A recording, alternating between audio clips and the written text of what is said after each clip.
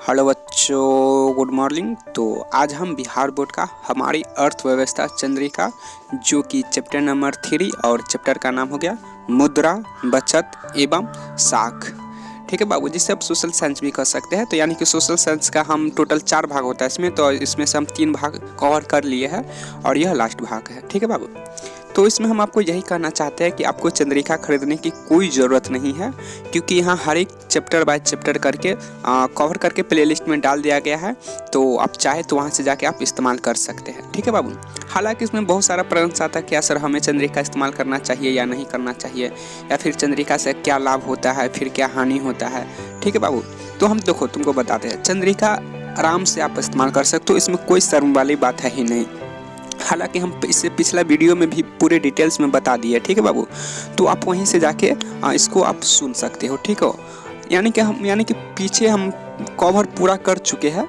ठीक है, और यानी कि हम एक तरह से समझो कि अगर आप अभी तक आप पिछला वीडियो नहीं देखे तो आप वहाँ से जाइए और वहाँ से पूरे जानकारी आप प्राप्त कर सकते हैं कि चंद्रिका हमें क्यों इस्तेमाल करना चाहिए, क्यों नहीं इस्तेमाल करना चाहिए।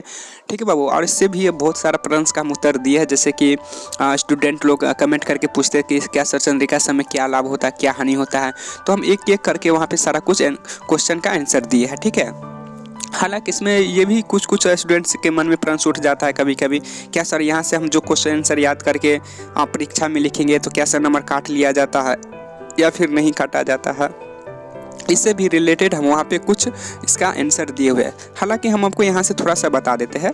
देखो बाबू, क्या होता है, जैसे कि तुम लोग यहाँ से याद करके जाते हो। ठीक है, यहाँ से मान के चलो चंद्रिका से तुम कोई भी क्वेश्चन का कोई भी आंसर याद करके गया और फिर तुम वहाँ एग्जाम में लिख देते हो। ठीक है, तो वहाँ जो एग्जाम में लिखते हो तो वहाँ नंबर नहीं काटा जाता। ठीक है, हालांकि बहुत सारे विद्यार्थी कंफ्यूज में रहते हैं कि सर यहाँ से याद करके जाएंगे तो क्या नंबर काटा जाता है या नहीं काटा जाता। बिल्कुल नहीं काटा जाता है। देखो एक हिसाब देखो क्यों नहीं काटा जाता है। सबसे पहले बात तो सुनो, क्या तुम यहाँ से जो ऑब्जेक्टिव याद करके जाते हो तो फिर वहाँ ऑब्जेक्टिव सही में टिक मारते हो तो वहाँ नहीं काटा जाता है। ऑब्जेक्टिव में नंबर काटा जाता है, नहीं काटा जाता। ठीक इसी तरह से एक तरह से बुझो कि क्वेश्चन में भी नहीं काटा जाता नंबर।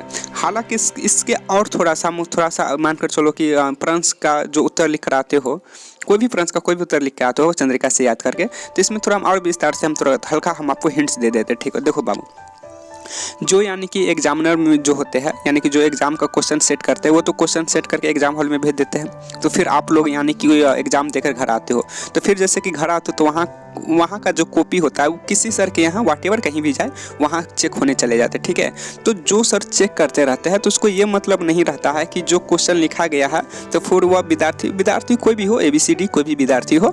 ठीक है, तो उसको यानी कि जो सर कॉपी चेक करते रहते हैं तो उसको ये मतलब नहीं रहता कि चंद्रिका से आप लिखो या फिर अपने बुक से लिखो या फिर अपने मन से लिखो या फिर सर जो कोचिंग में लिखाए थे वो लिखो हो।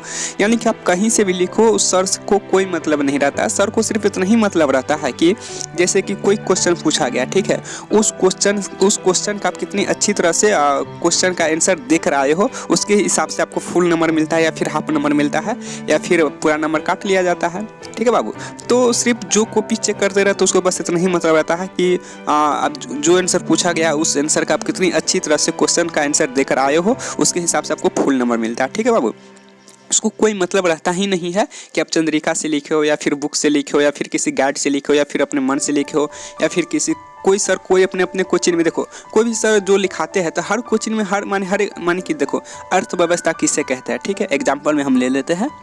ठीक है, तो अर्थव्यवस्था किसे कहते हैं, तो इसमें तो यानी कि क्वेश्चन नंबर A में कुछ इसका आंसर लिखा है, क्वेश्चन नंबर B में इसका कुछ अलग आंसर होगा, क्वेश्चन नंबर C में D या फिर F G H में कुछ अलग इसका आंसर होगा। ठीक है, देखो आंसर सब सही ही रहता है, कोई गलत आंसर नहीं रहता है। ठीक है, लेकिन सबका बोलने का स्टाइल या एवं लिखाने का स्टाइल अलग अलग होते हैं। हर सर का लिखने का स्टाइल और लिखाने का स्टाइल अलग अलग होता है। ठीक है बाबू, तो देखो कुछ जैसे कि गाइड में भी लिखा हुआ है तो यहाँ से भी आप याद करके जाते हो तो यहाँ भी देखो यहाँ का भी कुछ लिखने का स्टाइल अलग है, तो गलत कुछ नहीं होता। ठीक है बाबू, सिर्फ आपको उस क्वेश्चन का सही आंसर देना है, न कि बल्कि आपको खिचड़ी बना के आ जाना। ठीक है बाबू, बहुत सारे स्टूडेंट जो खिचड़ी बना कर चले आते हैं उसका ही नंबर कट जाता है। ठीक है, तो इसलिए अफवाह उड़ जाता है कि चंद्रिका से याद करके मत जाना, उसके बाद नहीं तो नंबर काट लिया जाता है। तो आई होप अभी तक आप समझ पा रहे होंगे। ठीक है बाबू, तो फिर हमें आप जाने की इजाज़त दो, तो फिर मिलते हैं अगले वीडियो में। जब तक के लिए जय हिंद, वंदे मातरम, भारत माता की जय।